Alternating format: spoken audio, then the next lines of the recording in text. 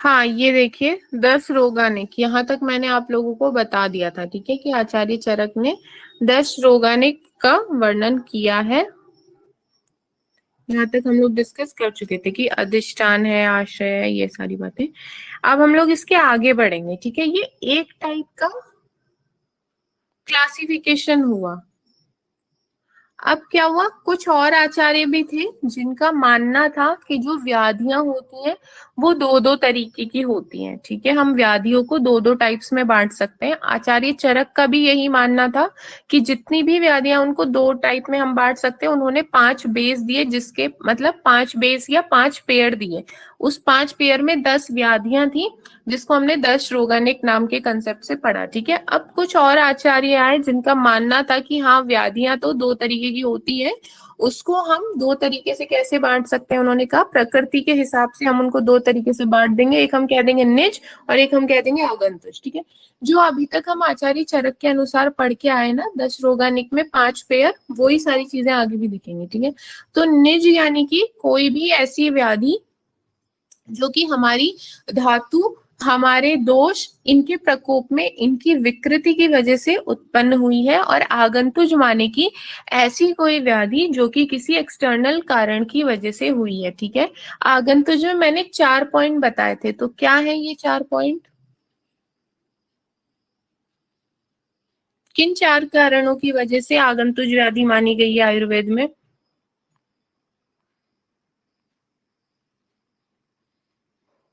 बताओ भाई जल्दी, टाइम वेस्ट मत किया करो, जल्दी बताओ। जो रोग की उत्पत्ति शारीरिक से दो सप्तधातु अथवा त्रिमल के व्यसन से होती है, क्या क्या क्या? जो रोग की उत्पत्ति शारीरिक से दो सप्तधातु अथवा त्रिमल के व्यसन से होती है, कुछ सुनाई नहीं दे रहा, आपकी वॉइस बहुत ही कम आ रही है मुझे, बहुत कम। ओके। हाँ अब बोलो। हेलो। हाँ हाँ अब आ रही है, बताओ। Hi ma'am. हाँ हाँ। Yes ma'am. जो जिस रोग की उत्पत्ति शारीरिक त्रिदोष सप्तधातु अथवा त्रिमल के वैषम्य से होती है उसे मैम निज में कहते हैं। मेदिनी पूछ रही मैं, ये तो मैंने बता ही दिया, खुद के दोष धातु इनकी विकृति से। आगंतुज में 4 पॉइंट बताए थे, वो क्या होते हैं? अभिशाप, अभिशंग, अभिचार, यस और मैम। कौन सा बचा? अभिघात, अभिघात। हाँ। अभिघात, अभिशाप, अभिचार और अभिशंग। हम्म। तो ये 4 कारणों की वजह से आगंतुज व्याधि मानी जाती है आयुर्वेद में, ठीक है। आयुर्वेद में जनरली किसी तरीके के पैथोजन का इन्वॉल्वमेंट नहीं मानते हैं। अगर हम लोग मॉडर्न के हिसाब से बोले तो प्रकृति के अनुसार व्याधि का वर्गीकरण कैसे करेंगे हम लोग? एक्सटर्नल डिजीज और इंटरनल डिजीज ऐसे कह देंगे, ठीक है। इंटरनल माने की जो हमारी किसी इंटरनल फैक्टर की वजह से हो रही है, और मॉडर्न में एक्सटर्नल जो डिजीज है उसको हम कह देते हैं किसी पैथोजन की वजह से हो रही है। और वो पैथोजन क्या है? वायरस, बैक्टीरिया, फंजाई, कुछ भी हो सकता है, ठीक है। किसी भी तरीके का फॉरेन बॉडी की वजह से हम कह रहे हैं। बट आयुर्वेद में आगंतुज का मतलब एक्सटर्नल डिजीज तो होता है, बट उनका मानना ये नहीं है कि हमें किसी पैथोजन की वजह से हो जाएगा। उनका ऐसा मानना है अभिघात, ठीक है। अभिघात माने किसी तरीके की इंजरी हो गई है। फिर क्या है? फिर अभिशाप, ठीक है। उनका मानना है कि गुरुजनों के साथ बुरा व्यवहार किया जाए तो वो श्राप दे देते हैं, तो उससे हो जाएगा, ठीक है। फिर नेक्स्ट क्या आता है? अभिशंग, अभिशंग और अभिचार। तो अभिशंग और अभिचार का क्या मतलब होता है? अच्छा प्रज्वल नहीं बताएगा, अब कोई और बताएगा, जल्दी बताओ कि फिर मैं नाम लेके बोलूं। थोड़ा किताब पलट के देखने के लिए बोला था मैंने सभी को, देखते नहीं हो क्या? जल्दी बता दो, टाइम वेस्ट मत करो। आपका ही सिलेबस स्लो होगा, फिर मुझे मत कहना बाद में। बताओ क्या होता है?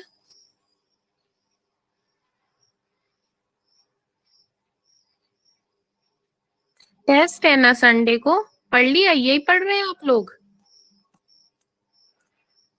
प्रज्वल पता है आपको क्या होता है ये? भाई इतना यस बता रही मैम। हूँ, अपने तो किताब में पलट के देख लिया होगा, क्या होता है फिर बताओ। अभिचार मतलब मैम जो वैदिक दुष्प्रभाव से मतलब तंत्र जो किया जाता है हाँ। उसको मैम अभिचार हम्म। कहते हैं। और और अभिशन अभी, मैम जो क्रोध क्रोध लोभ मोह काम से जो हाँ होता है ये ठीक है। उसको कहते हैं। ओके, ये सारे कुछ कारण माने जाते हैं, अभिचार, अभिशाप, अभिशंग और अभिघात, ये चार एक्सटर्नल कारण हमारे माने जाते हैं आयुर्वेद में, जिससे हम कहते हैं कि कोई एक्सटर्नल डिजीज उत्पन्न हुई है। कोई भी पैथोजन का इन्वॉल्वमेंट आयुर्वेद नहीं मानता है, ठीक है।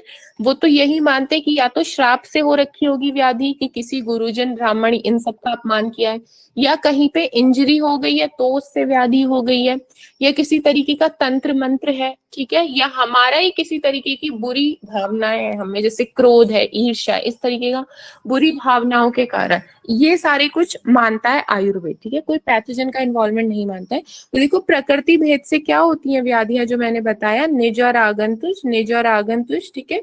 निज आगंतुज जो स्वदोष प्रकोप के कारण जब व्याधियां उत्पन्न होती हैं तो वो निज कहलाती हैं। ये इसकी थोड़ी सी बेटर डेफिनेशन शायद इससे पहले लिखी है, उसको देख लीजिएगा। मतलब वही होता है, निज माने कि हमारी खुद की या तो धातु या मल या हमारे दोष, इनका जो बैलेंस स्टेट है, इनकी प्राकृत अवस्था हट गई है, ये विकृत हो गए, आइदर इनका क्षय हो गया है, आइदर ये बढ़ गए, ठीक है, या तो इनकी वृद्धि हो जाएगी या इनका क्षय हो जाएगा, तो ये हमारा निज कहलाएंगे। और आगंतुज माने की जो चार चीजें मैंने बताई, उनके कारण अभिघात, अभिचार आदि लिख दिया ना, तो अभिशंग, अभिशाप भी यहाँ पे आ जाएगा, ठीक है। इनके कारण वो व्याधि होती है। फिर एक और क्लासिफिकेशन आता है, कुछ दूसरे मत है आचार्यों के, कुछ अलग ग्रुप ऑफ आचार्य है जो कि मानते हैं कि हम व्याधियों को एक और बेसिस के हिसाब से दो टाइप की बोल सकते हैं। वो क्या है, शल्य तंत्र के हिसाब से, कि अब चिकित्सा कैसे करें इसके हिसाब से भी डिजीज को दो तरीके की कह देंगे। या हम कह देंगे शस्त्र साध्य है या स्नेह आदि क्रिया साध्य है। शस्त्र साध्य माने सर्जरी करना पड़ेगा, और स्नेह आदि क्रिया यानी कि हम किसी तरीके का पंचकर्म करा के वहां पे ठीक कर देंगे, ठीक है। आप इसका पढ़ लीजिएगा, और कुछ है नहीं, ठीक है। फिर बात एक आती है प्राकृत और वैकृत की, ठीक है। प्राकृत वैकृत में ऐसा होता है, प्राकृत व्याधियां ये जैसे एक कुछ एक ग्रुप था आचार्यों का, वो मानते थे शल्य तंत्र के हिसाब से या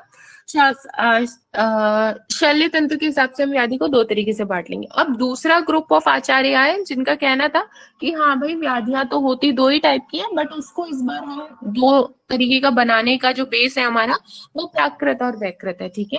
प्राकृत यानी कि जो पर्टिकुलर ऋतु अभी चल रही है, इस पर्टिकुलर ऋतु में जिस दोष का प्रकोप का काल चल रहा है, अगर हमको व्याधि उसी से हो तो वो तो हमारी प्राकृत व्याधि है।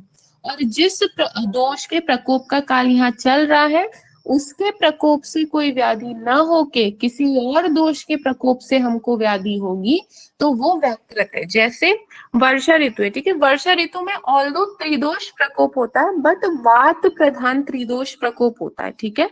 तो इनडायरेक्टली हम कह देते हैं कि वर्षा ऋतु में वात का प्रकोप रहता है। तो अगर आपको वर्षा ऋतु में वातज व्याधियां हो रही हैं तो वो आपकी प्राकृत व्याधियां होंगी, और वर्षा ऋतु में अगर आपको वातज व्याधि ना होके पित्तज है या कफज व्याधियां होंगी तो वो आपके लिए वैकृत हो जाएंगी, ठीक है। इसी तरीके से अलग अलग ऋतुओं का भी हिसाब चलता है। तो वही है ये प्राकृत और वैकृत। जिस ऋतु में प्राकृत रूप से जिस दोष का प्रकोप हो, उस ऋतु में उसी दोष से उत्पन्न रोग प्राकृत व्याधि है। और यहाँ पे क्या है, जिस ऋतु में जिस दोष का स्वभाव प्रकोप नहीं होता, उससे उस ऋतु में उत्पन्न होती है व्याधि। जैसे नॉर्मली वर्षा ऋतु में क्या है, वात प्रकोप त्रिदोष है, तो सामान्य भाषा में इसको ओनली वात प्रकोप काल भी मान लेते हैं। तो अगर वर्षा ऋतु में वात को छोड़ के पित्त या कफज व्याधि आपको होगी तो वो आपकी वैकृत व्याधि होगी, ठीक है। ये कुछ आचार्यों का मत है। और फिर कुछ और आचार्यों का ग्रुप आया, उनका कहना था कि हाँ हम भी मानते हैं कि व्याधियां दो तरीके की होती हैं, बट इस बार उन्होंने जो बेस है व्याधि को डिवाइड करने का दो कैटेगरी में, वो कुछ और माना। उन्होंने अनुबंध अनुबंध माना, ठीक है। एक होता है अनुबंध्य, एक होता है अनुबंध। तो अनुबंध जिसमें ज्यादा लेटर्स है ना वो डोमिनेंट है, और जिसमें कम है, कम शब्द है, जिसमें कम लेटर्स है वो रिसेसिव है। आपको ऐसा ध्यान रखना है।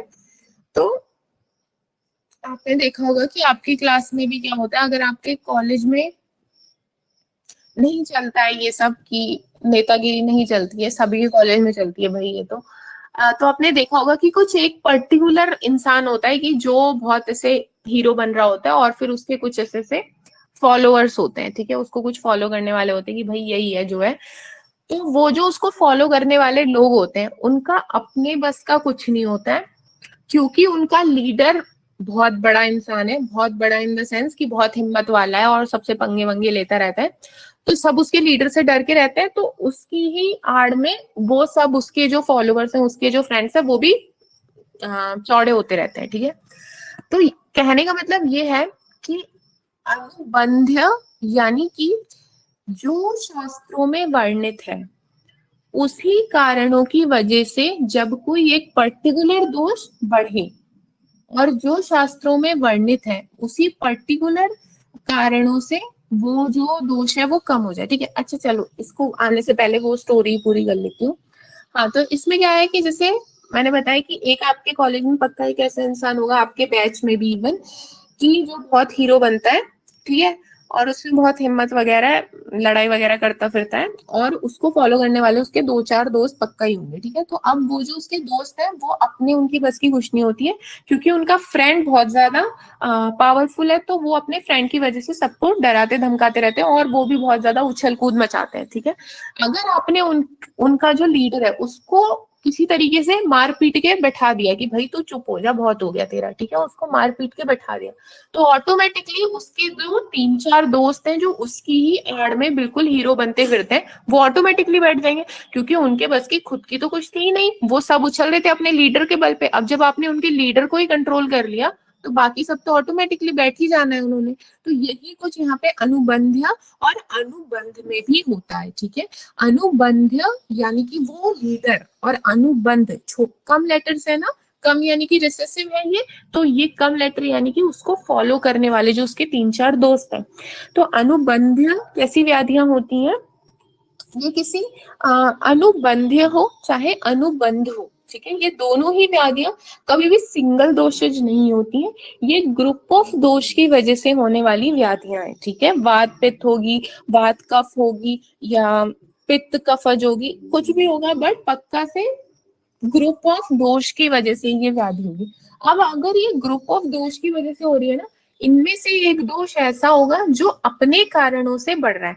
मान लीजिए कोई पेशेंट है, उसको व्याधि हो रखी है वात पित्तज, ठीक है, वात पित्तज उसको व्याधि हो रखी है, उसमें से जो वात पित्तज जो उसको व्याधि हुई है, इसमें जो डोमिनेंट है ना वो पित्त है,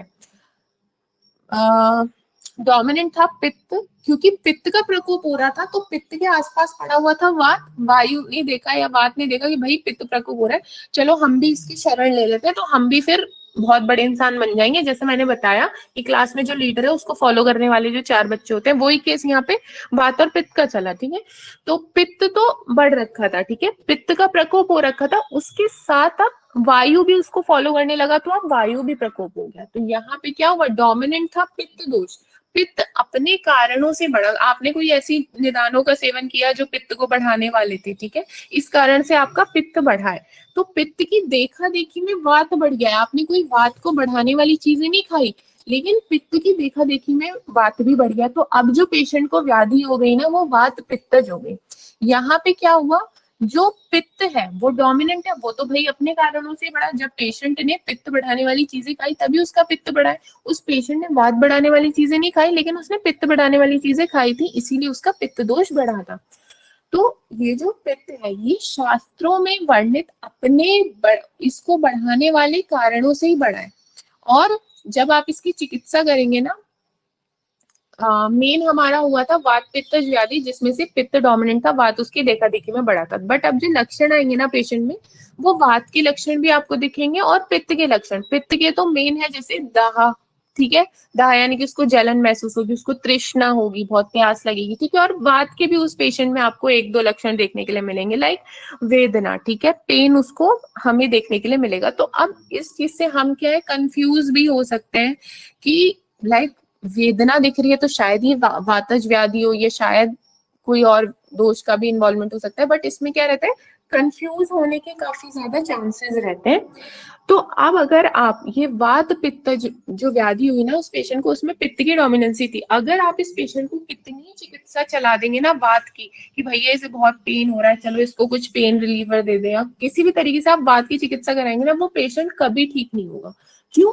क्योंकि उस पेशेंट ने कोई ऐसी चीज खाई ही नहीं थी जिससे बात बढ़े, उसने तो खाई थी पित्त बढ़ाने वाली चीज। तो जब तक आप उसके पित्त को टारगेट नहीं करेंगे वो पेशेंट ठीक नहीं होगा। ठीक है, तो अनुबंधीय का मतलब ये डोमिनेंट दोष है। ये अनुबंधी अनुबंध व्याधियां जो होती हैं ये दो दोषों के या तीन दोषों के इन्वॉल्वमेंट की वजह से होती है, जिनमें से एक दोष डोमिनेंट रहता है, बाकी जो बढ़े हैं ना दोष वो उसकी देखा देखी में बढ़े हैं, और आपको जो चिकित्सा करनी पड़ेगी वो उस डोमिनेंट दोष की ही करनी पड़ेगी। जब आप उस डोमिनेंट दोष की चिकित्सा कर देंगे उसकी देखा देखी में बड़े भी दोष ऑटोमेटिकली खत्म हो जाएंगे। ये पूरा कॉन्सेप्ट है अनुबंधीय और अनुबंध का। ठीक है, मैं इसको रीड कर देती हूँ, अब आपको समझ में आ जाएगा। तो अनुबंधीय क्या होता है? ये स्वतंत्र व्याधि है जो रोग शास्त्रों में वर्णित स्वप्रकोपक हेतु, हेतु यानी कि कॉज, ठीक है, स्वप्रकोपक हेतु से उत्पन्न होते हैं, जिसके सभी लक्षण स्पष्ट होते हैं, व्यक्त हो रहे होते हैं, और वो अपनी ही चिकित्सा के द्वारा शांत हो जाता है, वो अनुबंधीय व्याधि है। ठीक है, जैसे कि मैंने बताया कि पित्त और वातज व्याधि हो रखी है, तो आप चाहे वात की कितनी ही चिकित्सा करते रहे, उस पेशेंट ने कभी वात प्रकोपक निदान खाए ही नहीं है तो वो ठीक नहीं होगा। ठीक है, भले ही उसको वातज के भी लक्षण आ रहे हैं लेकिन उसने कभी ऐसा कुछ किया नहीं है, आपको पित्त की चिकित्सा करनी पड़ेगी, वही कहानी यहाँ लिखी है। और अनुबंधित मतलब छोटी व्याधि यानी जैसे से ये वात का, यहाँ पे आपको वात के लिए बोला जाएगा, ये क्या परतंत्र है, परतंत्र यानी कि डिपेंडेंट है, जो रोग दूसरे के प्रकोपक हेतुओं के द्वारा उत्पन्न होते हैं और दूसरों की चिकित्सा से ही शांत हो जाते हैं। जैसे मैंने बताया वात पित्तज के केस में पित्त डोमिनेंट था, तो आप पित्त की चिकित्सा करेंगे ना उस पेशेंट की, तो ऑटोमेटिकली वात वहां पे खत्म हो जाएगा, वात की कुछ अलग से चिकित्सा करने की आपको आवश्यकता नहीं है। ठीक है, ये पूरा कंसेप्ट रहता है अनुबंधीय और अनुबंध का। क्या आप लोगों को ये समझ में आ गया है? तो मुझे जल्दी से चैट में यस नो बता दो बिना टाइम वेस्ट किए। समझ में आ गया है? बाकी लोगों को नहीं आ रहा है क्या?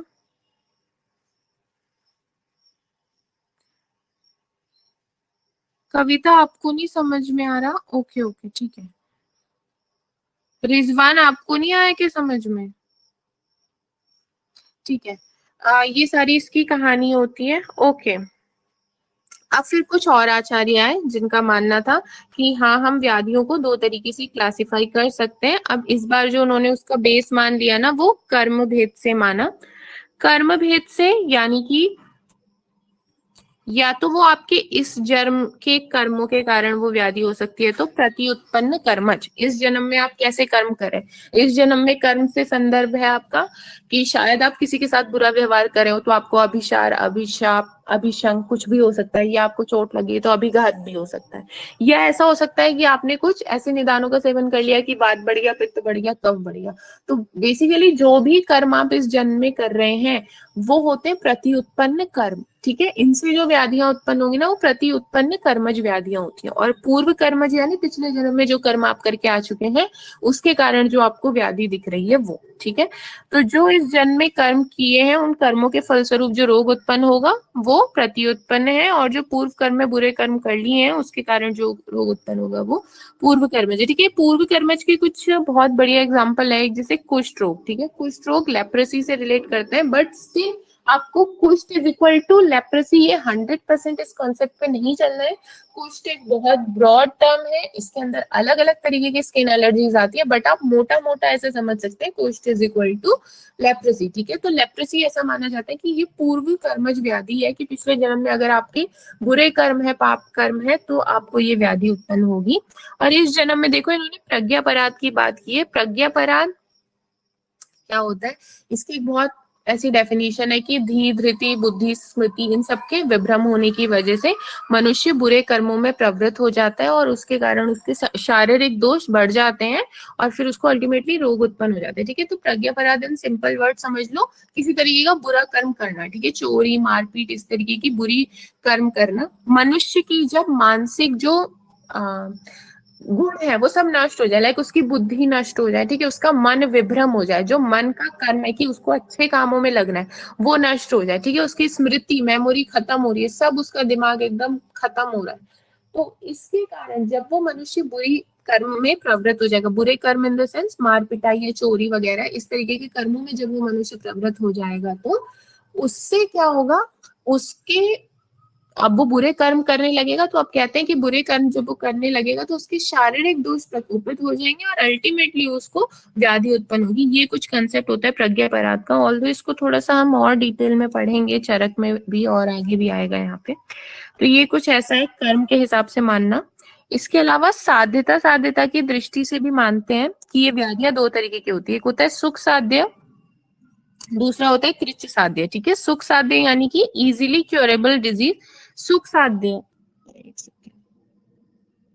हाँ एक होता है सुख साध्य, एक होता है कृच्छ साध्य। एक्चुअली क्या है, ब्रॉड में हम बोले ना व्याधि को कैसे क्लासिफाई करते हैं, तो एक होता है साध्य, एक होता है असाध्य। ठीक है, साध्य के अंदर ही आता है सुख साध्य, कृच्छ साध्य, और असाध्य के अंदर आता है प्रत्याख्य और याप्य। ठीक है, ये चीज मैं थोड़ा सा एक्स्ट्रा बता रही हूँ, तो आप प्लीज नोट कर लीजिएगा। व्याधि को दो तरीके से क्लासिफाई कर लेंगे, साध्य और असाध्य। ठीक है, साध्य के नीचे दो एरो लगा लेना, एक होता है सुख साध्य, एक होता है कृच्छ साध्य, और असाध्य के नीचे भी दो एरो लगा लेना, एक होता है याप्य और एक होता है प्रत्याख्य। ठीक है, तो साध्य यानी कि क्योरेबल डिजीज, असाध्य यानी कि जिसका हम चिकित्सा नहीं कर सकते। हाँ, मैम हेलो हाँ हाँ प्रज्वल बताओ। मैम, ये बुक में जो आप बोल रही हैं ना प्रत्याख्य, इसमें जो अष्टांग की बुक है मैं इसमें अनुक्रम लिखा था मैम। आप अष्टांग का कंसेप्ट छोड़ दो, वो क्या कहाँ लिखा था मुझे भेज देना है, पता नहीं। लेकिन प्रत्याख्य का मतलब होता है कि ये असाध्य व्याधि है। कहाँ पढ़ा तुमने ये, ये कौन से फर्स्ट ईयर में मैम, फर्स्ट ईयर के फर्स्ट चैप्टर में ही था ना मैम। मुझे तो याद नहीं है, तुम भेजना एक बार, देखती हूँ क्या है। लेकिन अभी उसे छोड़ो, मुझे भेज देना, मैं उसे क्लियर करवा दूंगी। लेकिन जो मैं कह रही हूँ वो नोट कर लो, वो सही है। ठीक है, ओके। तरक में अभी दिखा दूंगी उसको मैं, अभी आएगा जब, खुड्डा चतुष्पाद और महाचतुष्पाद।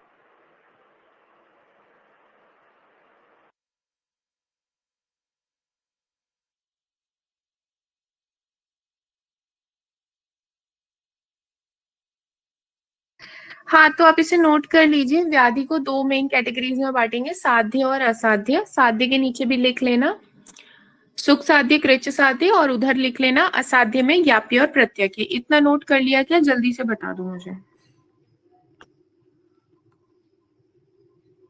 कर लिया क्या नोट? भाई चैट में यस नो तो बोल सकते हो। ठीक है, तो सुख साध्य का मतलब होता है जो आराम से ठीक हो जाए व्याधि। ठीक है, कृत साध्य का मतलब है थोड़ा सा डिफिकल्टी से ट्रीट होगा, लेकिन ये है एक टाइम के बाद पेशेंट को दवाई बंद करने अलाउड हो जाएगा। ऐसा नहीं है कि उसको जीवन भर दवाई खानी पड़ेगी, हो सकता है लंबे टाइम तक उसको दवाई खानी पड़े, बट एक बारी के बाद पेशेंट ठीक हो जाएगा। ये मतलब होता है कृत साध्य का। एक वर्ड आता है याप्य। ठीक है, याप्य यानी कि पेशेंट कभी नहीं ठीक होगा, जब तक जिंदा है आप उसको दवाई दीजिए वो जिंदा रहेगा, जिस दिन वो पेशेंट दवाई बंद करेगा खत्म, मर जाएगा।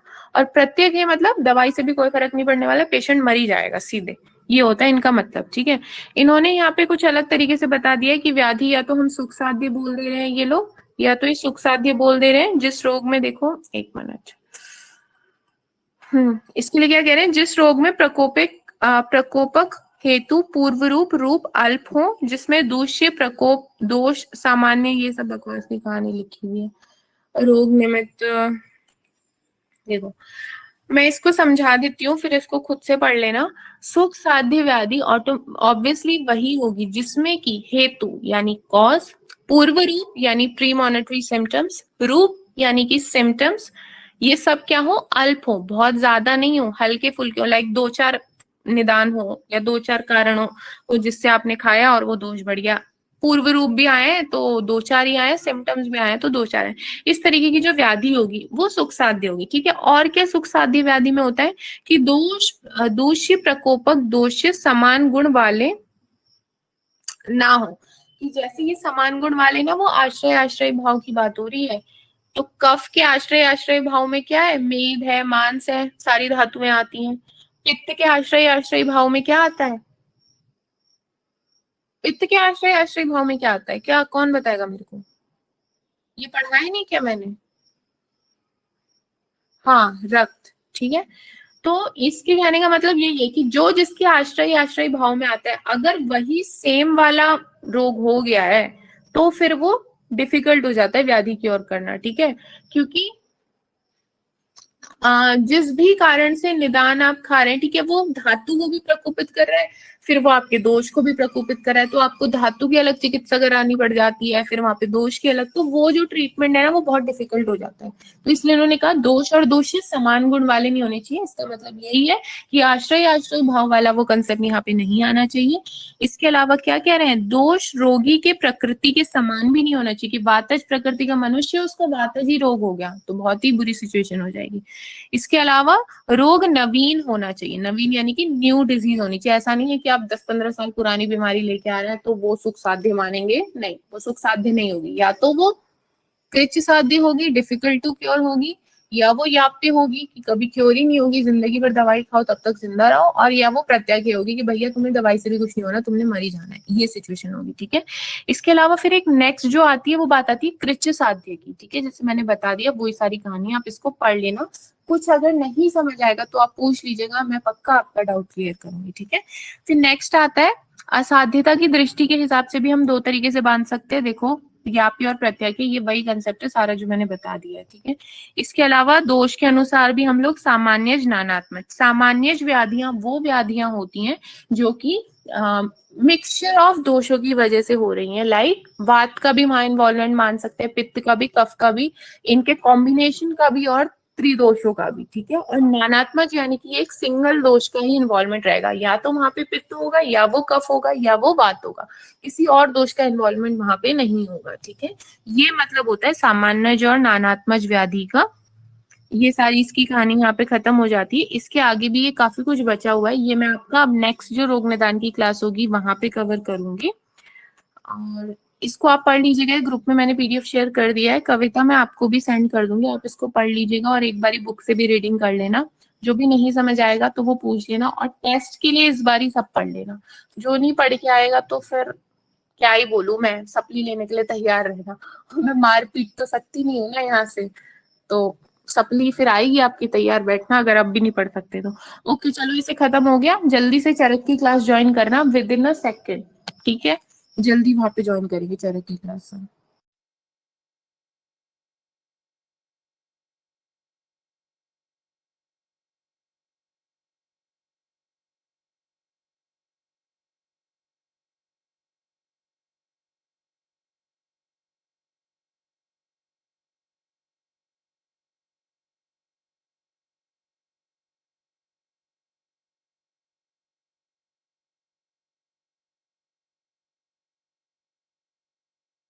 हेलो, गुड आफ्टरनून, मेरी वॉइस आ रही है आपको? तो जल्दी से चैट में बता दीजिए, हम स्टार्ट करते हैं। व्याधि वर्गीकरण, ओके। व्याधि वर्गीकरण में आधा हम लोगों ने द्विविध हम डिस्कस कर रहे थे, इसके आगे चलना है, एक मिनट। हाँ, तो द्विविध में मैंने आपको बता दिया था निमित्त भेद आशय, ये तो सब रोगानिक है, प्राकृत वैकृत बता दिया था, साध्यता असाध्यता, ठीक है, दोष के अनुसार भी मैंने बता दिया था। ओके, अब बात आती है त्रिविध व्याधि वर्गीकरण की, ठीक है। हमने ऐसे देखा कि कुछ आचार्य थे जिनका मानना था कि व्याधियां एक ही टाइप की होती हैं, रुक सामान्य, और दूसरी कौन सी होती है, कर्मज, ठीक है। एक तो ये है कि रुक सामान्य है, और एक ये दुख वाली होती है, एक रुजा होती है और एक दुख होती है, ठीक है। कर्मज नहीं होती है, रुजा और दुख होती है। और फिर उसके बाद द्विविध, कुछ आचार्यों का मानना था कि हम डिजीज को दो दो के बेसिस पे डिवाइड कर देंगे। इसमें एक सबसे फेमस जो हमें मानना होता है वो आचार्य चरक का दर्श रोगानिक का मानना होता है, जिसमें उन्होंने 5 बेस लेके डिवाइड किया था व्याधियों को। फिर और भी कुछ प्रकृति विकृति और प्राकृत वैकृत और साध्यता साध्यता, इस तरीके से हमने बहुत टाइप से डिस्कस किया, ठीक है। इसके बाद अब कुछ आचार्यों का मत है कि हम जो व्याधि है उसको त्रिविध टाइप में क्लासिफाई कर सकते हैं, 3 बेसिस पे हम उसको बांट सकते हैं, ठीक है। त्रिविध व्याधि भेद उन्होंने बोला। तो त्रिविध व्याधि भेद के अंदर उनका क्या मत था, एक होता है ये आचार्य सुश्रुत के अनुसार, चरक के अनुसार, और एक तो ये सुश्रुत के अनुसार ही रहता है हमारा, एक आचार्य चरक के अनुसार रहता है। आचार्य चरक ने भी दो टाइप बोला है कि एक तो उन्होंने कह दिया हम निज, आगंतुज और मानस ऐसे करके कह दें कि व्याधि तीन तरीके है, या उन्होंने कहा अगर हम ऐसे नहीं कहना चाह रहे तो हम रोग मार्ग के हिसाब से भी कह सकते हैं कि व्याधियां तीन तरीके की है, शाखा आश्रित, मर्म संधि मर्म अस्थि संधिगत और कोष्ठ आश्रित। ठीक है, यहाँ पे जो ये शाखा है ना, शाखा आश्रित जो आचार्य चरक ने बोला है, शाखा का मतलब हमारी एक्सट्रीमिटीज नहीं होती है, ठीक है, हमारे लिम्स नहीं होते, शाखा मतलब हमारी धातुएं और हमारी त्वचा। ठीक है, तो शाखा आश्रित व्याधियां मतलब कि ऐसी व्याधियां जो कि धातुओं को हो रही हैं या हमारी त्वचा में हो रही हैं। उसके बाद उन्होंने क्या बोला, हम मर्म आश्रित भी बोल सकते हैं, मर्म अस्थि संधि आश्रित भी बोल सकते हैं। इसका क्या मतलब है, या तो वो बीमारी मर्म, किसी मर्म स्थान में होगी, या किसी अस्थि में होगी, या किसी संधि में होगी, ठीक है, किसी जॉइंट में होगी। इन तीनों में से अगर कहीं पे है तो वो इस कैटेगरी में आएगी। और तीसरा उन्होंने क्या कह दिया कि कोष्ठ आश्रित, कि वो व्याधियां जो हमारे कोष्ठ में, कोष्ठ से यहाँ हमें महाश्रोतस लेना है, अपना एलिमेंट्री कैनल लेना होता है। ठीक है, ये तो एक बेस तो इन्होंने आचार्य चरक ने ये लिया कि रोग कहाँ पे है उसके हिसाब से हम व्याधियों को तीन तरीके से बांट लेंगे, शाखा आश्रित, मर्म अस्थि संधिगत और तीसरा कोष्ठ आश्रित। इसके अलावा आचार्य चरक ने ही एक और क्लासिफिकेशन दिया जिसमें उन्होंने कहा हम व्याधि को तीन तरीके से बांटेंगे, जैसे कि निज, आगंतुज और मानस। ठीक है, निज यानी हमको पता है जो हमारे इंटरनल फैक्टर्स की वजह से हो, हमारे दोष, मल, धातु, इन सब में किसी तरीके की विकृति की वजह से हो। आगंतुज माने कि वो अभिशंग, अभिशाप, अभिचार और अभिघात, ठीक है, इन चारों की वजह से हो। मानस यानी कि किसी तरीके का मेंटल डिजीज हमें हो वो। तो इस हिसाब से आचार्य चरक ने ये बोल दिया। अब जो आचार्य सुश्रुत थे इनका कहना था कि वो व्याधि आध्यात्मिक रोग, आधि दैविक और आधि भौतिक, ये तीन तरीके की हो सकती है। ठीक है, ये सुश्रुत जो आचार्य सुश्रुत वाला है ये हम लोग अभी आगे डिस्कस करेंगे, अभी आप चरक वाला ही देखिए। इसके अलावा एक और कुछ आचार्यों का मत था जिनका मानना था कि हम व्याधि को तीन तरीके से बांट सकते हैं, बट वो कैसे बांट सकते हैं, कर्म के हिसाब से। कैसे, प्रति उत्पन्न कर्मज, की इस जन्म में हमने कोई कर्म किया उसकी वजह से कोई व्याधि उत्पन्न हुई है। और इन्होंने क्या कहा, या तो हम कह देंगे पूर्व कर्मज, ठीक है, और या हम कह देंगे प्रकृत कर्मज। ठीक है, अब एक एक करके मैं इसका डिटेल में बताती हूँ फिर। चलो, सुश्रुत का भी इन्होंने दिया ही हुआ है यहाँ पे। एक्चुअली ये है कि सुश्रुत वाला फर्दर फिर डिवाइड होता है, तो जितना यहाँ पे लिखा है वो मैं बता देती हूँ, फिर जब हमें सप्तविद भी पढ़ना है क्लासिफिकेशन वहां पे भी ये आएगा।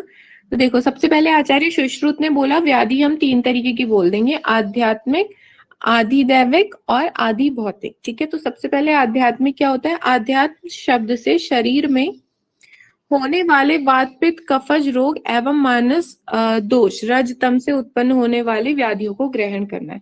तो इन्होंने हमें बता दिया आचार्य सुश्रुत के अनुसार आध्यात्मिक रोग इज इक्वल टू वात पित्त कफ और रज तम। ठीक है, या तो शारीरिक दोषों की विकृति से कोई रोग हो या मानस रोगों की विकृति से कोई रोग हो। तो इस तरीके के, चाहे शारीरिक दोषों की विकृति से कोई रोग हो, चाहे मानस दोषों की विकृति से कोई रोग हो, वो अकॉर्डिंग टू आचार्य सुश्रुत वो व्याधियां आध्यात्मिक रोग कहलाते हैं। ठीक है, इसके अलावा आचार्य सुश्रुत ने दूसरा, इन्होंने क्या कहा कि यही जो है जिसे मैं आध्यात्मिक कह रहा हूँ रोग, या तो शारीरिक दोषों की विकृति हो या मानसिक रोगों की विकृति हो, तो आचार्य सुश्रुत ने जिसको आध्यात्मिक रोग बोला है उसको इन्होंने फर्दर तीन टाइप्स में डिवाइड किया है, आदि बल प्रवृत्त, जन बल प्रवृत्त और दोष बल प्रवृत्त। ठीक है, इसको हम आगे देखेंगे, यहाँ घबराओ मत। बस अभी आध्यात्मिक रोग का क्या मतलब होता है आपको ये समझना है। तो आध्यात्मिक रोग यानी कि आचार्य सुश्रुत ने ये वर्गीकरण दिया उनके हिसाब से, या तो किसी तरीके का मानस रोग, मानस दोष,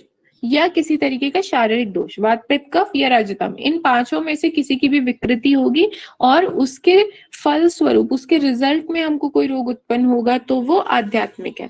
इसके अलावा नेक्स्ट जो आचार्य चरक ने बोला वो बोला आधि भौतिक। ठीक है, आधि भौतिक को यहाँ पे लिख दिया एक्सीडेंटल, यानी कि जिसे हम अभिघातज कह रहे हैं कि किसी तरीके की इंजरी हो रही है, तो ये इन्होंने बता दिया। बस इसमें सिर्फ इतना ही ध्यान रखना है, उसके अलावा ये संघात बल प्रवृत्त ये आगे सब, यहाँ कुछ नहीं। फिर थर्ड जो आचार्य सुश्रुत ने बताया वो बोला आधि दैविक। ठीक है, आधि दैविक के भी अंदर इन्होंने फिर फर्दर क्लासिफिकेशन किया है, काल प्रबल, देव प्रबल, स्वभाव बल प्रबल, ये सारी बातें। तो ये जो आचार्य सुश्रुत का है, अभी अगर आपको नहीं समझ में आ रहा है तो सिर्फ नाम नाम याद कर लो, क्योंकि इसको बहुत डिटेल में हमें आगे पढ़ना ही है। तो आचार्य सुश्रुत ने 3 तरीके की व्याधियां बताई हैं, आध्यात्मिक, आधि भौतिक और आदि दैविक। ठीक है, आध्यात्मिक यानी कि वात पित्त कफ रजतम, इन 5 में से किसी की भी विकृति हो तो उससे जो व्याधि उत्पन्न होगी वो आध्यात्मिक। किसी तरीके की इंजरी की वजह से हमको कोई व्याधि हो तो वो आधि भौतिक, और किसी तरीके के आप ऐसे समझ लो आधि दैविक में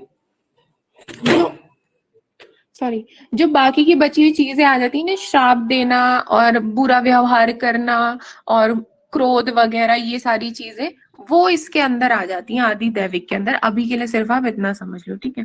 फिर अब आचार्य चरक ने जो क्लासिफिकेशन दिया था निज, आगंतुज और मानस, उसका यहाँ पे समझाया हुआ। निज रोग क्या होते हैं? ऐसे रोग जिनकी उत्पत्ति शारीरिक दोषों के प्रकोप से होती है, जैसे कि मैंने बताया वात पित्त कफ, ये किसी भी तरीके का धातु मल, इनमें विकृति होगी, जो रोग आएगा वो निज है। आगंतुज हमें पता है एक्सटर्नल फैक्टर्स की वजह से, तो क्या है? अभिघात, अभिशाप और अभिशंग, और वो यहाँ पे लिखा नहीं है इन्होंने, अभिचार, वो भी यहाँ पे आएगा, ठीक है, वो होता है आगंतुज। फिर मानस होता है, मानस दोषों की विकृति के कारण या इनके प्रकोप के कारण जो रोग उत्पन्न हो वो मानस, ठीक है। फिर आचार्य चरक का ही सेकंड वर्गीकरण हमें देखने के लिए मिलता है, जो उन्होंने व्याधि को 3 टाइप से डिवाइड किया। उन्होंने कहा रोग मार्ग के आधार पे भी हम व्याधि को 3 तरीके से बांट सकते हैं, शाखा आश्रित, मर्म संधि अस्थि आश्रित और कोष्ठ आश्रित, ठीक है। शाखा आश्रित का ही दूसरा नाम इसी, ये जो क्लास शाखा आश्रित रोग है ना, इसका हम दूसरा नाम भी एक होता है जिसे कहते हैं बाहरी रोग मार्ग आश्रित रोग, ठीक है। इसका एक दूसरा नाम है बाहरी रोग मार्ग आश्रित रोग। इसके अलावा शाखा में क्या आती है? धातु और त्वचा, ठीक है। कोई भी धातु का रोग हो, कोई भी त्वचा का रोग हो, वो आपका शाखागत है। शाखा से आपको कभी भी एक्सट्रीमिटीज नहीं समझना है, कभी भी आप लिम्स नहीं समझेंगे कि हाथ पैरों की रोग, नहीं। शाखा रोग का माने धातु या त्वचा का किसी तरीके का रोग, ठीक है। इसके अलावा सेकंड जो उन्होंने बोला आचार्य चरक ने, वो मर्म अस्थि संधिगत ये रोग बोला। इसका जो दूसरा नाम है वो है मध्यम रोग मार्ग आश्रित रोग, ठीक है। इसमें क्या होता है? या तो मर्म का कोई दोष होगा, ठीक है, मर्म की कोई व्याधि होगी, या अस्थि की व्याधि होगी, या वो संधि की व्याधि होगी, ठीक है। संधि यानी जॉइंट्स। एग्जाम्पल दे दिया, जैसे राजक्षमा है, शोष है, अर्दित है। अर्दित यानी कि फेशियल पैरालिसिस। राजक्षमा और शोष दोनों सेम ही होते हैं, इन दोनों का ही मतलब ट्यूबरक्लोसिस होता है, ठीक है। अभी के लिए इतना सिर्फ। इसके अलावा कोष्ठ आश्रित, कोष्ठ आश्रित का मतलब जैसे कि जो हमारा एलिमेंट्री कैनल है, इसकी जो डिजीज है मेनली वो, ओके। इसमें इसी का दूसरा नाम होता है आभ्यंतर रोग मार्ग आश्रित रोग। इसमें क्या है? शरीर का मध्यम भाग, आमाशय, पक्वाशय, महाश्रोतस, जैसा कि उन्होंने बता ही दिया एलिमेंट्री कैनल, तो इसकी जो भी व्याधियां होंगी वो हमारी आएंगी कोष्ठगत रोग में, ठीक है। ये आचार्य चरक का सारा क्लासिफिकेशन है। अब कर्म के हिसाब से भी मैंने आपको पीछे बताया था कि 3 तरीके के हम बांट सकते हैं। प्रति उत्पन्न कर्म यानी इस जन्म में जो हमने कर्म किए हैं उनके कारण जो व्याधि उत्पन्न हो रही है वो प्रति उत्पन्न। ये कर्म कैसा भी हो सकता है कि हमने किसी के साथ बुरा व्यवहार कर दिया, उसने हमें श्राप दे दिया, या हमें चोट लग गई, ठीक है, या हमने गलत आहार विहार खाया, जो भी किया इसी जन्म में किया, वो सब इसी जन्म के कर्म में काउंट होगा और वही प्रति उत्पन्न व्याधियां कहलाएंगी। पूर्व कर्म यानी कि पिछले जन्म में जो किया है हमने, ठीक है, पूर्व जन्म में किए गए जो रोग है, ये पूर्व कर्मज व्याधि का बेस्ट जो एग्जांपल होता है ना वो कुष्ठ होता है, ठीक है। कुष्ठ और शिवित्र ये दोनों ही एक तरीके की स्किन डिसऑर्डर्स है। लेप्रेसी आप जो कहते हैं ना, ये बेस्ट माना जाता है इसका पूर्व कर्म की। ऐसा कहते हैं कि पूर्व जन्म के जो भी कर्म है उनके फलस्वरूप हमें इस जन्म में ये लेप्रेसी और शिवित्र मिला है, ठीक है। शिवित्र यानी विटिलिगो, ठीक है। विटिलिगो आप समझते होंगे, व्हाइट पैचेस जो होते हैं वो विटिलिगो। तो विटिलिगो और लेप्रेसी ऐसा माना जाता है आयुर्वेद के अनुसार कि पिछले जन्म के बुरे कर्मों के कारण ही ये व्याधियां इस जन्म में उत्पन्न हुई हैं। इसके अलावा तीसरा जो कर्म के हिसाब से है वो परकृत कर्मज व्याधियां, ठीक है, जो लिखा है दूसरों द्वारा स्वयं के प्रति किए गए उपकार के परिणाम स्वरूप मन में अनेक प्रकार की वेदनाएं उत्पन्न होती हैं। मतलब आप ऐसे समझ लीजिए कि हम किसी का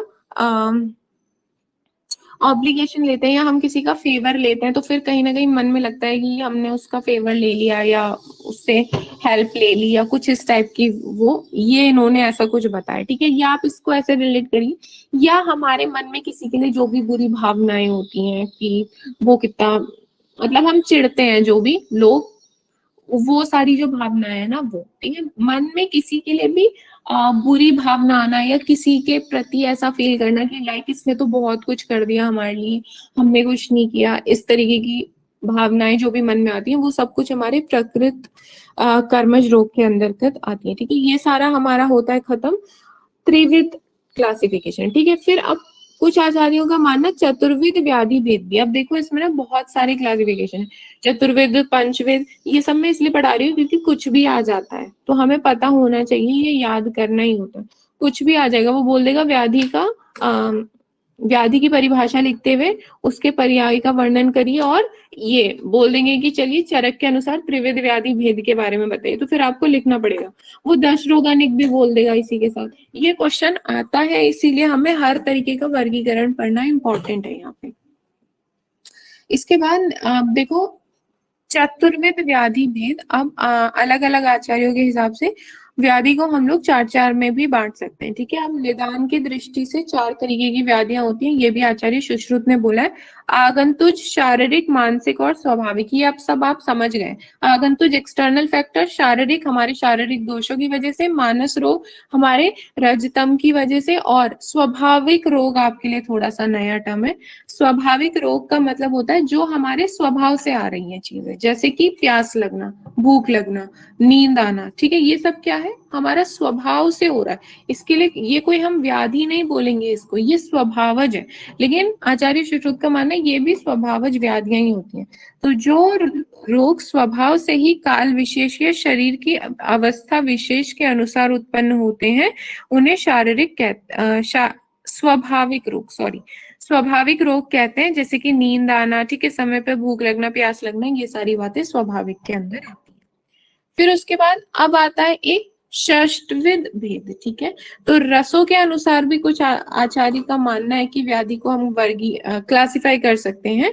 आचार्य काश्यप ने ये दिया है, इसमें सिर्फ आपको नाम जान लेना काफी है, बाकी कुछ नहीं जानना है। इन रसों के अधिक सेवन से जो रोग उत्पन्न हो जाए वो है ये, ठीक है। जैसे मधुर रस जन्य रोग, ठीक है। इसी तरीके से अम्ल रस जन्य रोग, लवण है, कटु है, तिक्त कषाय है, ठीक है। बस इसका नाम जानना है, बाकी कुछ काम का नहीं है इसमें। ये सारा हमारा षष्टविध है। अब जो एक वर्गीकरण आता है ये आता है सप्तविध व्याधि भेद, ठीक है। सप्तविध व्याधि भेद यहाँ पे थोड़ा सा इंपॉर्टेंट है। ये आचार्य अच्छा हाँ, ये जो सप्तविध है ना, सात व्याधि को हम 7 टाइप से बांट सकते हैं। ये मेनली दो आचार्यों का मानना था, एक था आचार्य वाग्भट अष्टांग संग्रह और दूसरा हमारा मानना था आचार्य सुश्रुत का, ठीक है।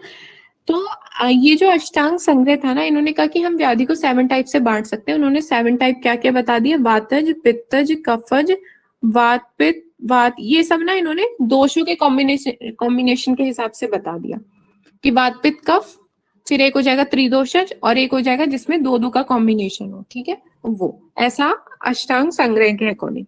अब सुश्रुत के अकॉर्डिंग इन्होंने कहा कि हम व्याधि को 7 टाइप से बांट सकते हैं। इन्होंने कैसे बोला, इन्होंने कहा आदि बल, प्रवृत्त, दोष बल, जन्म, संघात, ये इस तरीके से काफी सारे नाम दिया। अब एक एक करके हम इन सब के बारे में पढ़ेंगे। क्या आप लोगों को ये समझ में आ रहा है जो भी मैं कह रही हूँ?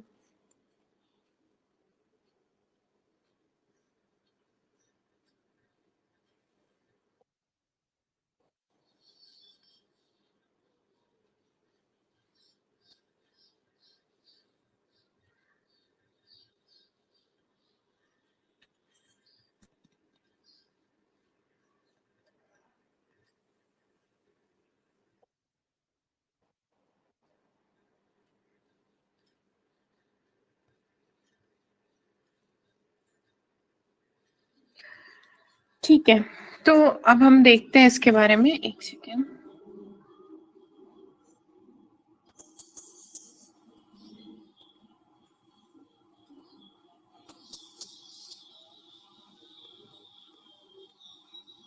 आचार्य सुश्रुत ने जो बताया, देखो सबसे पहले उन्होंने एक कहा आदि बल प्रवृत्त, तो इसके लिए इन्होंने क्या कहा है,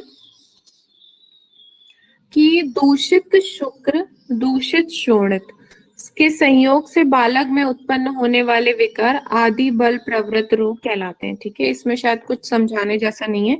या तो माता का बीज दूषित हो या पिता का बीज दूषित हो, इसके फलस्वरूप जो बालक उत्पन्न होगा उसमें भी किसी ना किसी तरीके की व्याधियां अवश्य ही होंगी ही। ये जो कंडीशन है ये आदि बल प्रवृत्त रोग कहलाता है। ठीक है, इसके दो भेद हो जाते हैं, या तो माता का बीज दूषित हो तो मात्रज हो जाएगा ये, अगर पिता का बीज दूषित हो तो ये पित्रज हो जाएगा। इसके एग्जाम्पल में कुष्ठ है, अर्श है, इस तरीके की बातें होती हैं। फिर आता है जन्म बल प्रवृत्त। इसमें क्या होता है, इसमें रहता है कि गर्भावस्था के दौरान जो गर्भिणी होती है ना, इसमें मेनली प्रेग्नेंट लेडी का जो आहार विहार है उसके हिसाब से, कि अगर प्रेग्नेंट लेडी का आहार विहार खराब है तो उसके फलस्वरूप उसका जो गर्भ में बालक है उसको जो रोग उत्पन्न होंगे वो आएंगे हमारे जन्म बल प्रवृत्त में। ठीक है, तो गर्भावस्था के दौरान भावी मात्रा द्वारा किए गए मिथ्या आहार विहार, मिथ्या माने खराब, ठीक है, मिथ्या आहार विहार के कारण जो रोग बालक में उत्पन्न होता है वो जन्म प्रबल प्रवृत्त रोग कहलाता है। ठीक है, जैसे कि पंगुता है, अंधापन है, बाधिर है, मूक है, ये सारा की बहरा हो जाएगा, पैरालिसिस हो जाएगा किसी तरीके का, ये सारी बातें। फिर आता है दोष बल प्रवृत्त। ठीक है, दोष बल प्रवृत्त का क्या मतलब है, ये हमारी ही खुद की गलती है। ठीक है, हमने ही खराब सा खाना खाया उसकी वजह से हो रहा है।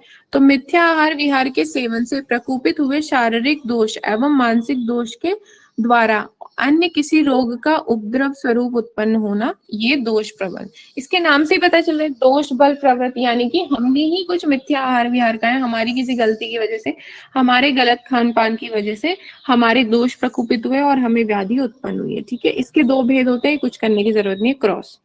फिर नेक्स्ट आता है संघात बल प्रवृत्त रोग। ये संघात बल प्रवृत्त का मतलब होता है अति साहस। ठीक है, इसको लिख लेना, अति साहस। जब दुर्बल मनुष्य अपने से बलवान पुरुष के साथ युद्ध करता है तब आघात प्रहार से उत्पन्न रोग संघात बल प्रवृत्त कहलाता है। मतलब जैसे मेरी शक्ति है कि मैं 10 किलो ही वजन उठा सकती हूँ, अगर मैं 20 किलो उठाने लगूंगी तो ऑब्वियसली मुझे इंजरी हो जाएगी, अभी शायद महसूस ना हो लेकिन मुझे किसी ना किसी तरीके की मेरी बॉडी को नुकसान होगा ही। तो वही है ये संघात बल प्रवृत्त, कि जितना हमारा क्षमता नहीं है, जितनी हमारी कैपेसिटी नहीं है, उससे ज्यादा हम जब काम करने लगे तो वो संघात बल प्रवृत्त रोग कहलाता है। ठीक है, ये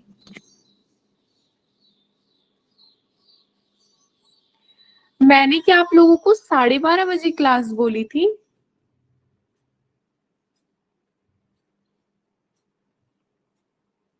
आई एम सो सॉरी, मेरे को याद ही नहीं था, मुझे 12 बजे ध्यान था, अभी मैंने टाइम देखा तो मुझे समझ आ रहा है कि 12:30 बजे बोला था मैंने। सॉरी सॉरी, आज मैं किसी को बोलूंगी नहीं लेट ज्वाइन करने के लिए। सॉरी, मैंने आधा घंटा जल्दी स्टार्ट कर दिया, मुझे ध्यान नहीं था, मेरे ध्यान से हट गया था कि 12:30 बजे बोला है मैंने आपको। कोई बात नहीं, आप लोग रिकॉर्डिंग देख लीजिएगा। तो मैं ये बता रही थी कि संघात, ये हम व्याधि का वर्गीकरण ही देख रहे हैं। ठीक है, तो बस आप इसमें हेडिंग हेडिंग ध्यान रखिए। तो संघात बल प्रवृत्त रोग यानी कि ऐसा रोग जिसमें कि जब हम लोग अति साहस दिखाने लगे, जितनी हमारी कैपेसिटी नहीं है उससे ज्यादा जब हम वर्क करने लगेंगे तो वो संघात बल प्रवृत्त रोग के अंदर काउंट होगा।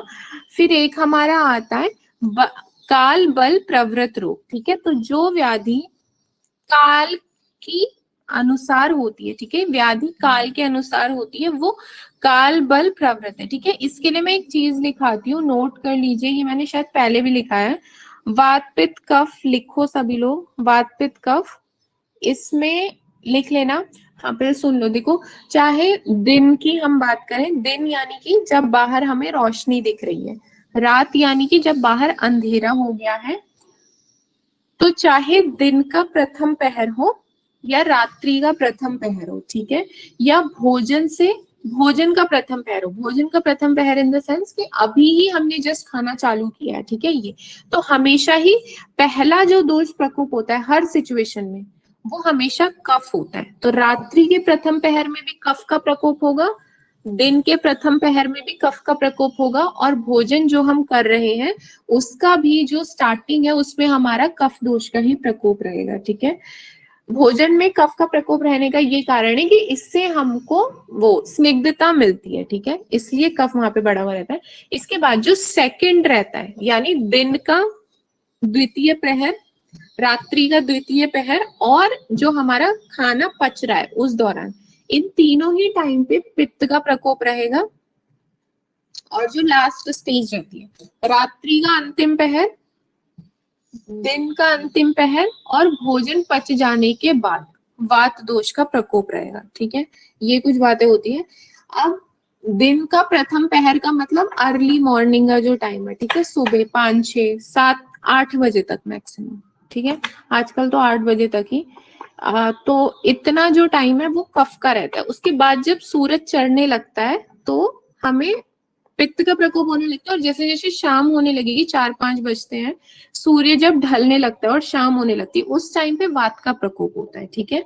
और रात्रि में कैसे चलता है, जो रात्रि का प्रथम पहर होता है, जो जनरली हमारे डिनर का टाइम होता है 8 से 9 के बीच में, इस टाइम पे पहले कफ का प्रकोप रहता है, फिर जब रात जैसे जैसे रात ज्यादा होने लगती है तो पित्त का प्रकोप होता है, ठीक है। और फिर जब रात खत्म होती है, लाइक 3-4 बजे का जो टाइम होता है, उस टाइम पे वात का प्रकोप रहता है। और ऐसा ही कुछ आहार के सिचुएशन में भी है कि जब सबसे पहले हम खाना खाना स्टार्ट करेंगे तो कफ का प्रकोप रहेगा, जब खाना डाइजेस्ट होना चालू हो जाएगा तो हमारा पित्त का प्रकोप रहेगा, और आफ्टर डाइजेशन हमारी बॉडी में वात का प्रकोप रहता है। तो इन दोषों के प्रकोप के अनुसार जो व्याधि उत्पन्न हो रही है वो काल बल प्रवृत्त व्याधियां होती हैं, ठीक है। तो जो व्याधि दिन रात ऋतु के अनुसार उनके प्रभाव से उत्पन्न हो रही है, उनके प्रभाव से उत्पन्न हो रही है, इसका मतलब ये होता है कि उनके प्रभाव यानी कि किस दोष की किस टाइम पे डोमिनेंसी है, उसके अकॉर्डिंग जो हमको डिजीज होगी वो हमारा काल बल प्रवृत्त के अंतर्गत आएगी। इसके 2 भेद होते हैं, ये आपको कुछ समझने की जरूरत नहीं है, ठीक है। फिर नेक्स्ट आता है देव बल प्रवृत्त रोग।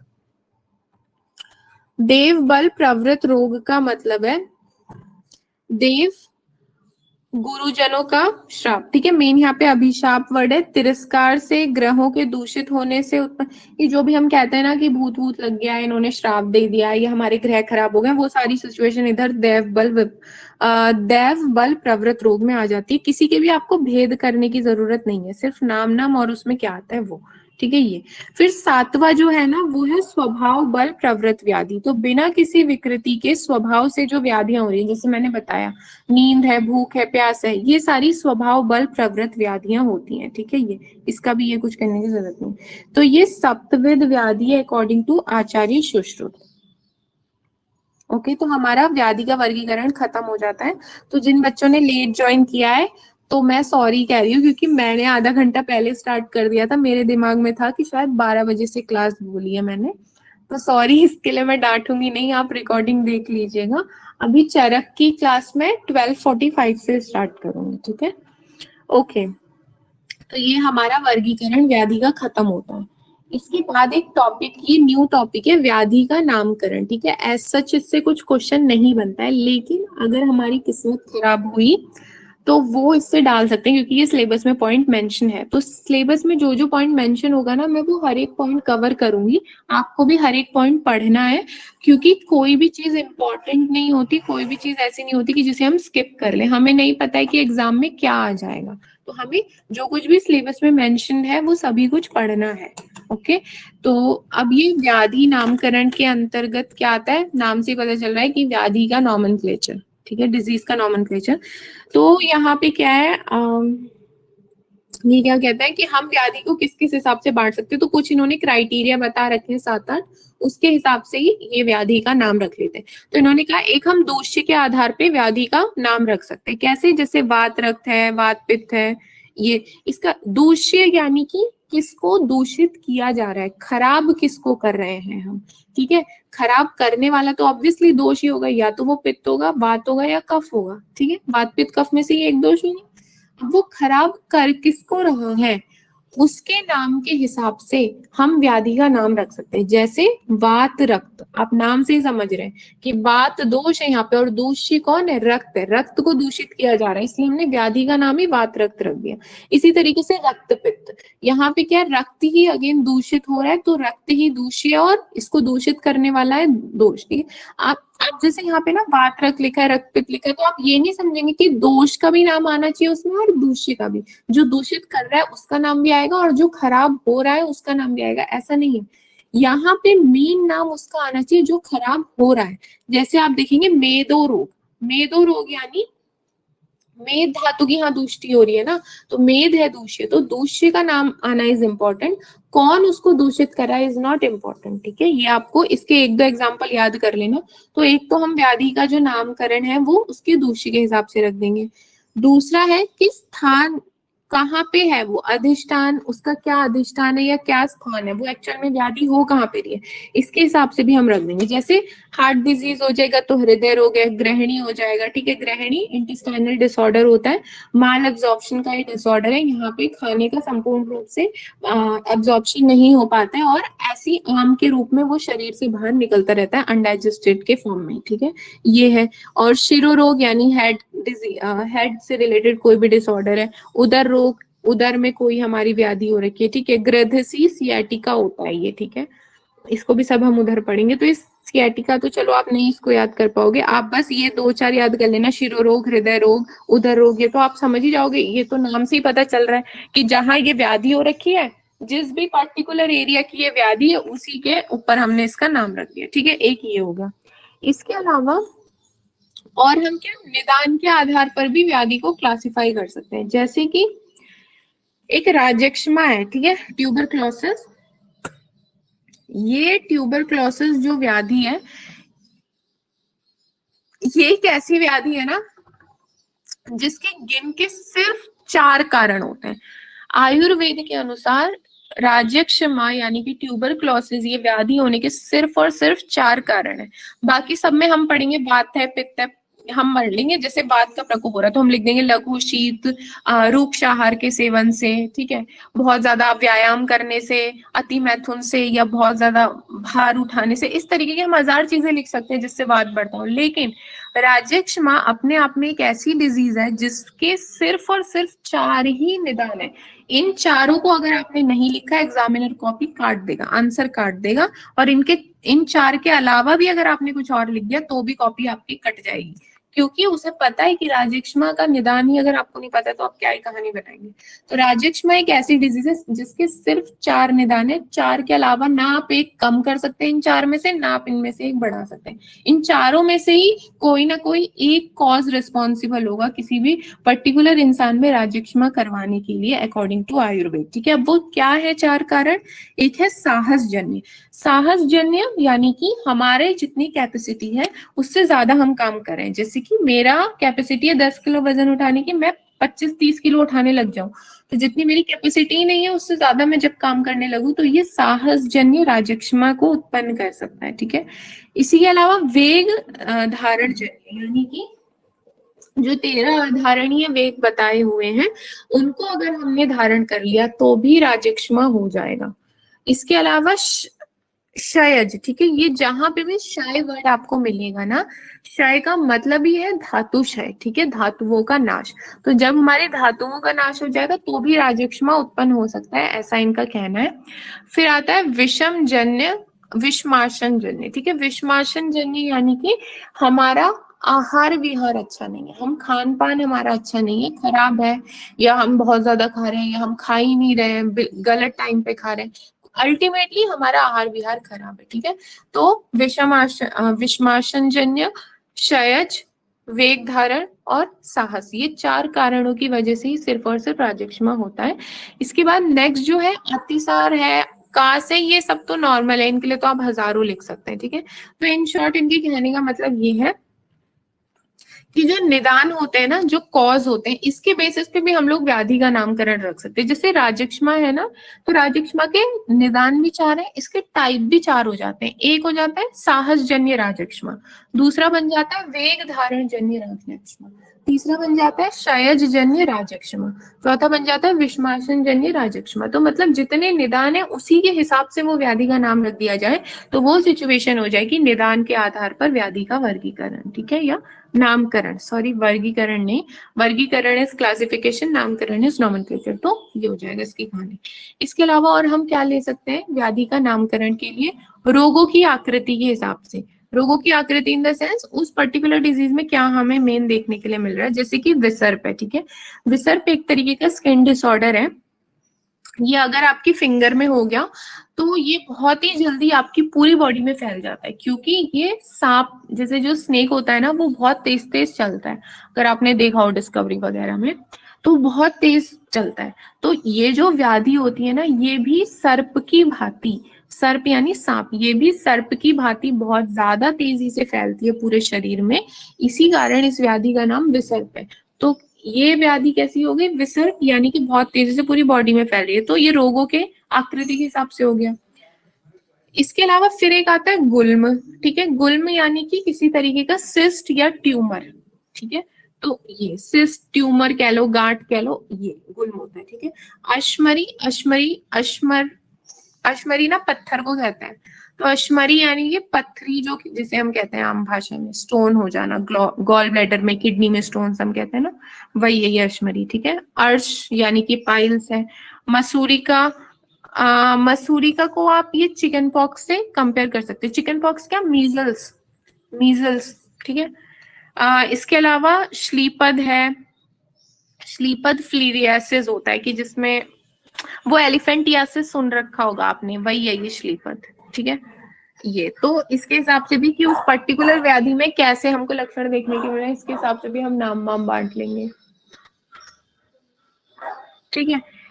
और क्या हम किस हिसाब से व्याधि का नामकरण कर सकते हैं, वर्ण के आधार पे, कि उसमें पर्टिकुलर पेशेंट का कलर कैसा हो जा रहा है। पेशेंट का कलर नहीं तो जिस भी बॉडी पार्ट को वो अफेक्ट कर रही है वो डिजीज, उस बॉडी पार्ट का कलर कैसा हो रहा है। पांडु यानी एनीमिया, कुष्ठ यानी कि लेप्रोसी, शिवित्र विटिलिगो, रक्त में ही एक तरीके का डायबिटीज है, ठीक है।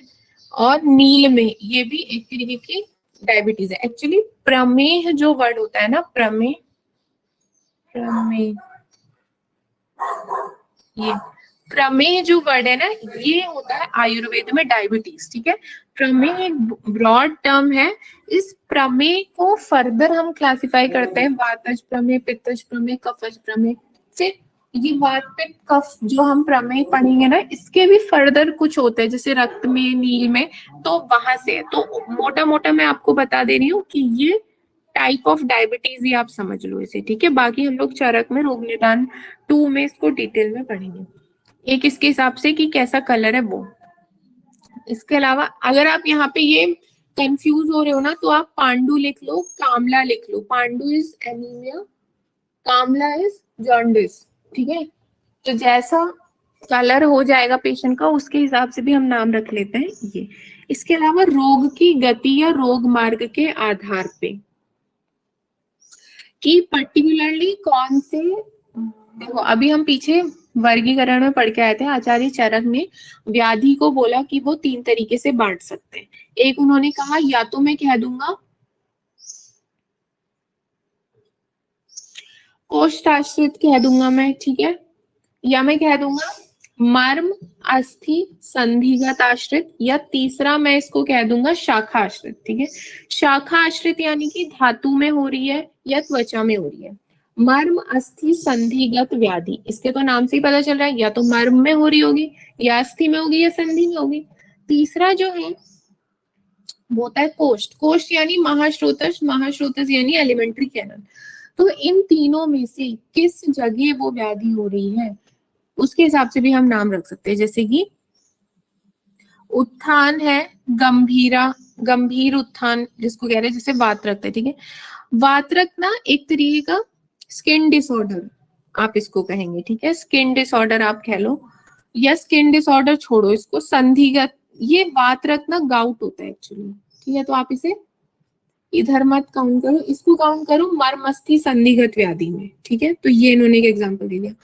कामला जो है ये कोष्ठ आश्रित भी है, शाखा आश्रित भी है, ओके। इसके अलावा एक इन्होंने दिया रक्त पित्त,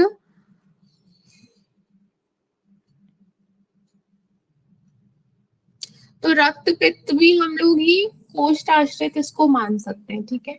रक्त पित्त एक ब्लीडिंग डिसऑर्डर है, इससे या तो ऊपरी जितने भी हमारी बॉडी में छिद्र हैं ऊपरी भाग के, उनसे रक्त निकलेगा, या अधोमार्ग में जो छिद्र है वहां से रक्त निकलेगा। ठीक है, ये बस इतना मोटा मोटा भी समझ लो, इससे ज्यादा मत डिटेल करो इसको। मैं अभी रोग निदान 2 में जब एक एक करके व्याधि पढ़ लेंगे ना तब समझ आ जाएगा, अभी के लिए इतना इतना ही से ध्यान रख लो। ठीक है, और तीसरा जो सॉरी लास्ट जो बेस है जिसके हिसाब से हम व्याधि को डिवाइड कर सकते हैं वो होता है प्रत्यात्म लक्षण। ठीक है, प्रत्यात्म लक्षण मतलब कोई भी ऐसा साइन या सिम्टम जो एक पर्टिकुलर व्याधि का फिक्स है, वो किसी और डिजीज में नहीं देखने मिलेगा। जैसे कि ज्वर में क्या होता है, संताप। ठीक है, टेम्परेचर राइज करता है, ये जो टेम्परेचर राइज कर रहा है ये सिर्फ और सिर्फ आपको ज्वर में ही दिखेगा। शरीर और मन में संताप इसको कहते हैं। ठीक है, सिर्फ ज्वर में दिखेगा, ये कहीं और व्याधि में नहीं दिखेगा। तो जो कोई भी एक ऐसा फिक्स लक्षण जो एक पर्टिकुलर व्याधि में दिखे और किसी व्याधि में वो चीज ना मौजूद हो, वो होता है प्रत्यात्म लक्षण। ठीक है, तो ये प्रत्यात्म लक्षण के हिसाब से भी हम लोग व्याधि का वर्गीकरण कर सकते हैं, जैसे प्रमेय है, छर्दी है। अब जो छर्दी यानी वॉमिटिंग, तो हाँ, एक बार फिर से बोल दीजिए, प्रत्यात्म क्या होता है? प्रत्यात्म लक्षण यानी कि कोई ऐसा लक्षण जो एक पर्टिकुलर व्याधि का फिक्स है, वो उसके अलावा और किसी में नहीं मिलेगा आपको। जैसे छर्दी है, ठीक है, छर्दी यानी उल्टी। तो वॉमिटिंग में क्या है, हमारे मुंह से जो भी अनडाइजेस्टेड फूड है या जो भी बड़े हुए दोष है वो सब मुख मार्ग से बाहर निकलेंगे। ये सिर्फ और सिर्फ वमन में ही होता है। आप ये थोड़ी बोलोगे ये बुखार में हमारे मुंह से बाहर निकल रहा है, ये सब अनडाइजेस्टेड फूड मुंह से बाहर निकल रहा है, इसका मतलब ही ये छर्दी है। तो ये होता है प्रत्यात्म लक्षण। यानी प्रत्यात्म लक्षण है कि कोई एक पर्टिकुलर व्याधि का फिक्स है, वो और किसी में आपको नहीं दिखेगा। इसके हिसाब से भी हम व्याधि का नाम रख सकते हैं। समझ में आ गया? Yes ma'am. तो इन्होंने 7 बेस बता दिए जिसके ऊपर इन्होंने व्याधि का नामकरण रखा है। इसको याद करने का ट्रिक है दानव जीपी। तो एक मिनट, डी फॉर दूष्य, ए फॉर अधिष्ठान, ठीक है, एन फॉर निदान। यहाँ पे देख रहे हैं ना आप, दूष्य, अधिष्ठान, निदान, फिर ए से आ जाता है आकृति। तो हमने डी से दूष्य देख लिया, ए से अधिष्ठान देख लिया, एन से निदान देखेंगे, ए फॉर अगेन आकृति, वी से वर्ग, ये सॉरी वर्ण यानी कि कलर, जी से गति, रोग मार्ग गति कहते हैं इसको। ठीक है, ये अभी हम और डिटेल में पढ़ेंगे आगे। और टी फॉर प्रत्यात्म लक्षण। तो ये 7 बेसिस के हिसाब से हम व्याधि को नॉमेनक्लेचर व्याधि का कर सकते हैं, उसका नामकरण कर सकते हैं। ठीक है, ये बस इतना ही हमें पढ़ना है। तो ये व्याधि वाला जो मेन टॉपिक है ये हमारा पूरा खत्म हो जाता है। अब हम लोग बाकी के जो टॉपिक्स हैं वो कवर करेंगे। इसकी पीडीएफ मैंने भेजी हुई है ग्रुप में, तो आप वहां से देख लीजिएगा। और हाँ, ये क्लास मैंने जल्दी स्टार्ट कर दी थी, जैसे कि मैंने आपको बताया, ये मेरी गलती है। अभी 12:45 से आप लोग चरक की क्लास ज्वाइन कर लीजिएगा। वहां पे हम लोग इंद्रिय उपकर्मणीय और नेक्स्ट चैप्टर स्टार्ट करेंगे। ठीक है, चैप्टर 8 इंद्रिय उपकल्पनीय अध्याय। तो आप लोग अभी ज्वाइन कर लेना 12:45 को।